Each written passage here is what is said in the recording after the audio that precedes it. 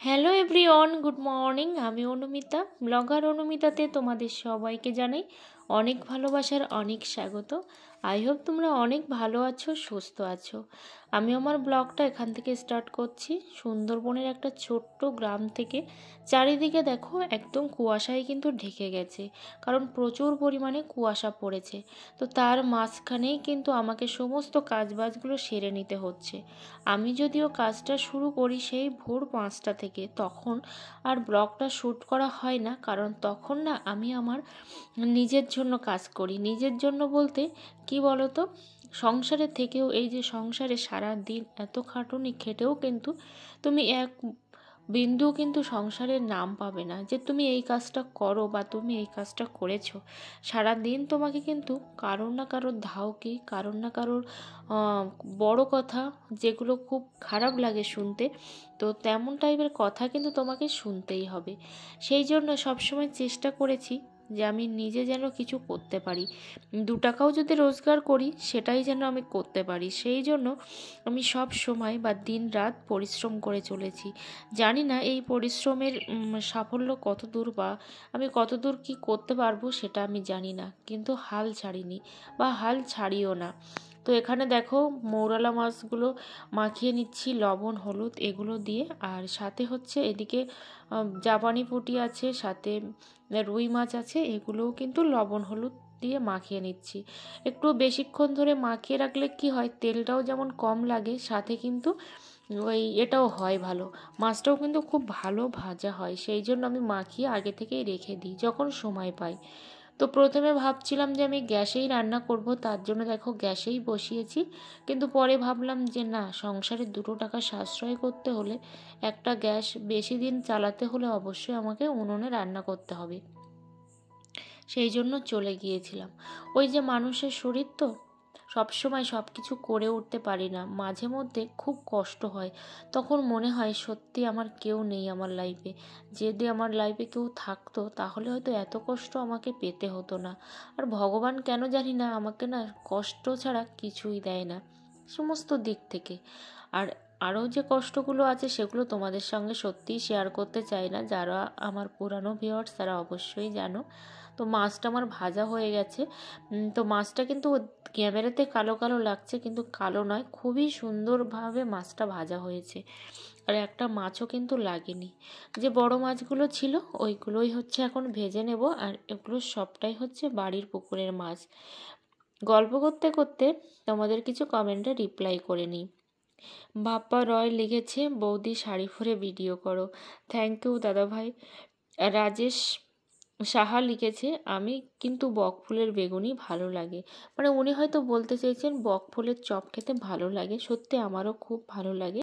খুশবুস lifestyle বলেছে, দারুণ হয়েছে সব মিলিয়ে। থ্যাংক ইউ দিদিভাই, সবাইকে অনেক অনেক ধন্যবাদ। অপরাহ্নের সূর্য নতুন বন্ধু হলাম, আমন্ত্রণ রইল। থ্যাংক ইউ দিদিভাই, সবাইকে অনেক অনেক ধন্যবাদ ও ভালোবাসা রইল। সবাই এইভাবেই ভালোবাসা দিও, অনেক ভালোবাসা রইল সবার জন্য। তো এখন দেখো আমি কিন্তু প্রথমে ভাবছিলাম যে আমি উনুনে রান্না করব না, সেই জন্য কিন্তু আমি উনুনের কাছাকাছি আসিনি। তারপরে দেখলাম না যে উনুনে রান্নাটা করেই ফেলি, সেই জন্য দেখো এখানে কিন্তু আমি ঝাড় দিয়ে নিচ্ছি। আর পাশে দেখতে পাচ্ছ যেসব জিনিসপত্র, ওই সব জিনিসপত্রগুলোও কিন্তু পুড়িয়ে দেবো সাথে। তাহলে কি হবে বলো তো, জায়গাটাও যেমন পরিষ্কার হয়ে যাবে, সাথে কিন্তু নোংরাটাও থাকবে না।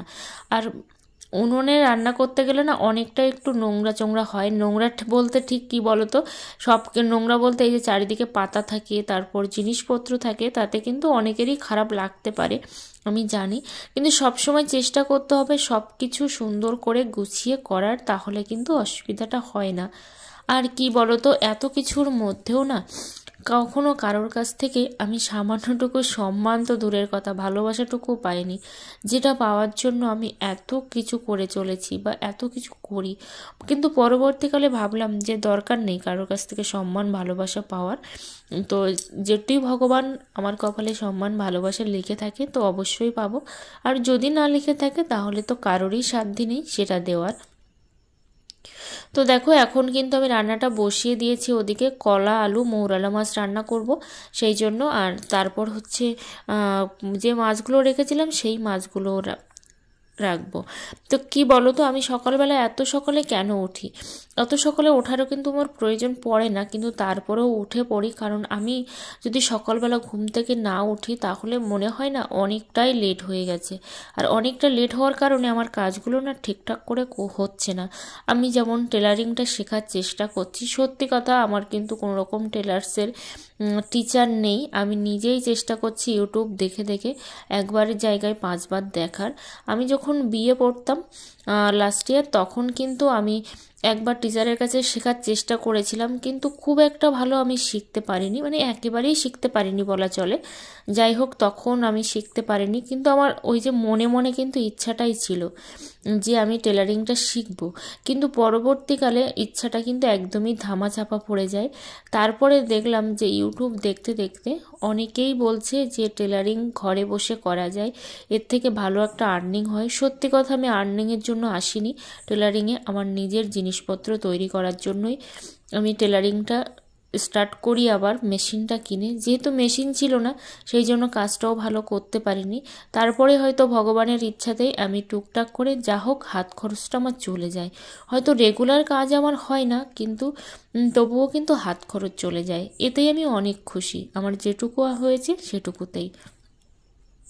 চেষ্টা করছি ভবিষ্যতে ভালো কিছু করার। মাঝে মধ্যে মনে হয় যে অনলাইনে ক্লাস করি, একটা ভালো ক্লাস নিলে হয়তো আমি ভালো কিছু করতে পারবো বা শিখতে পারবো। তো দেখা যাক কতদূর কি হয়। ওই যে ভেবেই চলেছি যা টাকা পয়সা যেটুকু ইনকাম করি সেটা কিন্তু আমার সংসারেই চলে যায়। সংসারে তারপরেও কিন্তু কখনোই সংসারে শুনলাম না যে এই জিনিসটা তুমি করেছো। যাই হোক, সেটা আমার শোনারও দরকার নেই, কারণ সংসারটা নিজের মনে করেই কিন্তু করার চেষ্টা করি। মাঝখানটাতে তেল দিলাম কেন বলো তো? একেবারে যদি পুরোটাই তেল দিতাম একটা কাঁচা তেল গন্ধ বের হতো, সেই জন্য মাঝখানটা তেল দিয়েছিলাম যাতে তেলটা গরম হয়ে যায়। এখানে আলু দিয়ে মাছের ঝাল করেছি, ধনেপাতা উপরে দিয়ে দিয়েছি, দারুণ লাগে খেতে। একটা সময় তো ধনেপাতা খেতামই না। তারপর ওদিকে রান্নাবান্না সব কিছু কমপ্লিট করে দেখো মুরগিগুলোকে বের করে দিচ্ছি, এই কারণে বারবার করে বেরিয়ে যাচ্ছে। তো সেই জন্য কিন্তু এই মুরগিগুলোকে নিয়ে অন্য একটা ঘরে দিয়ে দেব, মানে ওদের আসল যে ঘরটা সেই ঘরেই কিন্তু দিয়ে দেব। আর আজকে হচ্ছে 23শে জানুয়ারি। তো 23শে জানুয়ারি হওয়ার কারণে আমার হাজব্যান্ড হচ্ছে বাড়িতে নেই, তো একটা জায়গায় গেছে, ওই যে রোড শো হবে আজকে, সেই জন্য তোমাদেরকে অনেক অনেক ভালোবাসা রইলো যেভাবে আমার পাশে থাকার জন্য। আর সত্যি কথা, সুন্দরবনের বউরা না মানে তেমন কিছু করতেই পারে না। কেন করতে পারে না বলো তো? এখানে কিন্তু কোনো রকম ইনকামের পথ কিন্তু নেই যে তারা বাইরে বের হবে বা বাইরে বেরিয়ে কিছু করার চেষ্টা করবে, তেমন কিন্তু নেই। এখন প্রায় সন্ধ্যা হয়ে গেছে, তো আমি মুরগিগুলোকে তুলে নিচ্ছি। এতটাই মাথা যন্ত্রণা করছে, পেন কিলার খেয়ে কিন্তু দুপুরে শুয়ে পড়েছিলাম, কিন্তু কোনো মতেই কোনো কিছু করতে পারিনি, মানে এত পরিমাণে শরীরে আমার কষ্ট হচ্ছে। কিন্তু তারপরও এই যে এগুলোকে তো আমার তুলতেই হবে, গুছাতেই হবে, এগুলো না খুললে তো হবে না। কি করবে বলো? আমার তো করে দেওয়ার মতো কেউ নেই। আর তাছাড়াও একটা গৃহবধূর কিন্তু কোনোদিন শরীর খারাপ হতেই নেই, তাই সে যেখানেই হোক বা যাই হোক না কেন, শরীর খারাপ হওয়াটা না তাদের অপরাধ। যাই হোক, এখানে দেখো বাচ্চাগুলোকে আমি গুনে গুনে তুলে দিলাম। তারপরে দেখো এদিকে চলে এসছি আবার কিন্তু খেতে খেতে জল দিচ্ছি। তো সব রকম করছি আসলে কাজের মধ্যে থাকলে, যদি মাথাটা একটু ছাড়ে। আর যেহেতু মাইগ্রেনের প্রবলেম, সেই জন্য কষ্টটা আরও বেশি পরিমাণেই আমার হচ্ছে। গা গুলোচ্ছে, বমি হচ্ছে, মানে বমি হয় না কিন্তু বমি আসে, এরকমই হয়। যাই হোক, এখন দেখো সব কিছু মিলিয়ে কাজ করাও শুরু করে দিয়েছি, কারণ কাজ ছাড়া সত্যিই আমি অচল। তো এইভাবে করে সোশ্যাল মিডিয়া, তারপর আমার সংসার, সাথে হচ্ছে সেলাই, সব কিছু মিলিয়ে এগিয়ে চলছি। সব কিছুই আমার আছে, শুধু নেই একটা জিনিস, সেটা জানি না ভগবান কেন আমার কাছ থেকে বারবার করে কেড়ে নিয়েছে বা কেড়ে নিচ্ছে, সেটাই আমি জানি না। আর সত্যি আমার ইউটিউবে এসে, এই চ্যানেলে এসে অনেক দিদিভাইরা কিন্তু দিদিভাইদের থেকে দাদাভাই, আমাকে একজন দাদাভাই আমাকে সব সময় বলেছে, অনির্বাণদা, যে আমাকে কোনো একটা থানে যেতে। তো ওই থানটা আমি জানি না কোথায়, তবে হাওড়ার দিকে বলেছে আমাকে। তো বারবার করে বলেছে থানে যাওয়ার কথা। সত্যি কথা, যে দাদাভাই আমাকে প্রথম থেকেই বলেছে তুমি এই জায়গাতে যাও, ভালো ফল পাবে। তো সত্যি ভগবান হয়তো চায়নি, তাই আমি যেতে পারিনি। আর যদি কোনো দিন যেতে পারি, সেটাও হয়তো ভগবানের ইচ্ছা হবে। তো এখানে দেখো ওলকপিও তুলে নিয়ে এসেছি, আগামীকাল রান্না করব তার জন্য। কারণ আগামীকাল রান্না করব, এখন যদি কেটে রাখি তাহলে কিন্তু অনেকটাই সুবিধা হবে। সকালে উঠে কিন্তু আমি খুব তাড়াতাড়ি কাজগুলোও করে নিতে পারবো, সাথে রান্নাবান্নাটাও করে নিতে পারবো। কারণ কাটাকুটি থেকে শুরু করে সমস্ত কাজ যেহেতু একা হাতেই করতে হবে, সেই জন্য কিন্তু এগুলো আমি সত্যিই খুব সহজেই করতে পারবো। তোমরা যারা সোশ্যাল মিডিয়াতে কাজ করছো বা কেউ ভাবছো যে আমরা বাড়িতে বসে ইনকাম করব, তোমরা এমন একটা ইনকামের পথ খোঁজো যাতে করে তোমরা সত্যি ইনকাম করতে পারবে। কারণ সময়ের স্রোতে কিন্তু গা ভাসিয়ে দিলে চলবে না।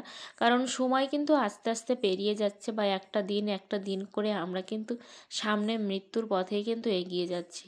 তাই অবশ্যই কিন্তু একদমই সময় নষ্ট করা যাবে না। যা করবে বা যা করব ভাববে, আজকেই করতে হবে, আজকেই লাগবে, এরকম ব্যাপার করে তোমরা যদি কোনো কাজ শুরু করো তাহলে দেখবে অবশ্যই তোমরা সেই কাজটা করতে পারবে। তো এখানে দেখো ছাগলটা আমি যে বসে আছি সেটাও মানছে না। তারপর ওদিকে চলে আসলাম আবারও কিন্তু এই যে মেশিনে।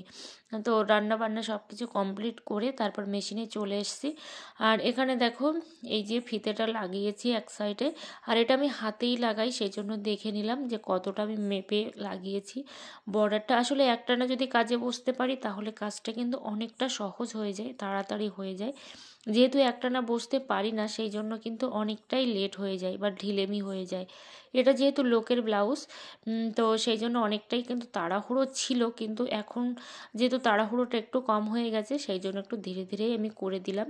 তো আজকেই কমপ্লিট হয়ে গেছে, আজকে যদি আসে তো আজকেই নিয়ে যেতে পারবে, তাতে কিন্তু কোনো রকম সমস্যা হবে না। তো এখানে দেখো হাত সেলাইটা করে দিচ্ছি, কারণ এখনও কিন্তু আমার কাছে যে লোক দেয় কাজে, এত তাড়াতাড়ি কাজ শিখে যে মানুষ আমাকে কাজ করতে দেয়, এটা সত্যি আমার অনেক বড় পাওয়ার। আমার খুব ভালো লাগে আর খুব আনন্দও আমি পাই যে এত সহজে মানুষ আমাকে এত ভালো ভালো পিসগুলো দেয় বা এত ভালো ভালো পিস আমি কাটি। সত্যি আমার ভয়ও করে না। কেন ভয় করবে বলো? ওই যে ভয়কে জয় করে তবেই কিন্তু আমি সামনে এগিয়ে চলার চেষ্টা করছি, যার জন্য কিন্তু এখন আমি আর ভয় পাই না যে কোনো কিছুতে এই হবে বা ওই হবে। তো ফার্স্ট যখন কেটেছিলাম তখন কিন্তু আমি সত্যি খুব ভয় পেয়েছিলাম।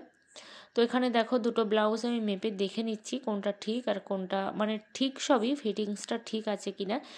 যাই হোক, এখানে একটু ফিটিংসটা একটু ঢিলাই আছে, হাতের দিকটা ঠিক আছে, কোমরের দিকটা একটু ঢিলা আছে, সেটাই দেখে নিলাম।